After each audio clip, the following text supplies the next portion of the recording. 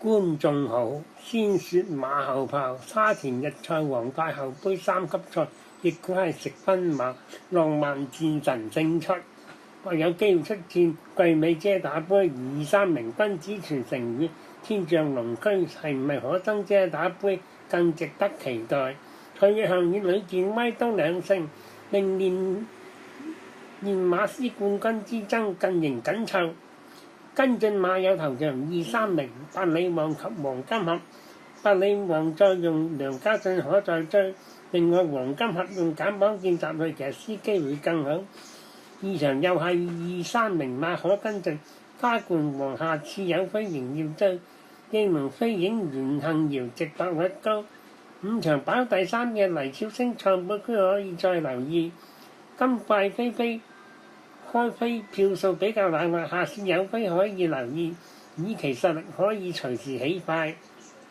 7場烽火行雲本人賽前以股旗勝出，果然中咗，不過跟進馬係第7名嘅進城區，下次排隊來檔必有爭勝。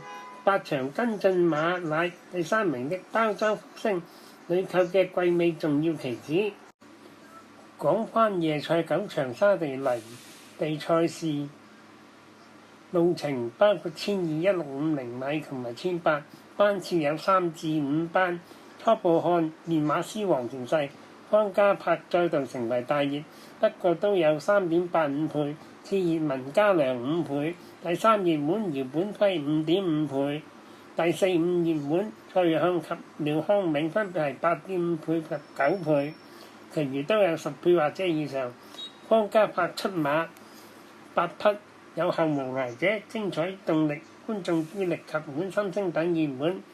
文家良也有機械騎士及起舞飛飛等熱門機會馬。姚本輝有樂勝天下及飛輪霸等熱門。蔡約翰有大利好運大熱。半冷馬房可選沈達成及徐宇石。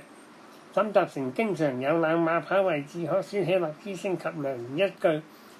徐宇石、星火燎原等幾匹都是都泥地馬，騎師王袁幸堯掛頭牌 3.25 倍出足9場。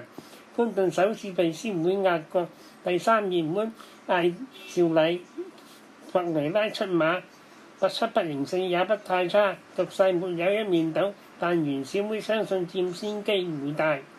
今天介紹頭場5班1650米，田泰安繼續選騎11號上市魅力，上次排12檔輸不足3馬位，今回排內檔可以發揮放頭威力，再享勝門。配腳選1號生輝歲月及2號君智勝。另外精選場次第3場4班1200米，2號星火燎原近5場草地短途輸不足為弱，跑回泥地係最佳出路。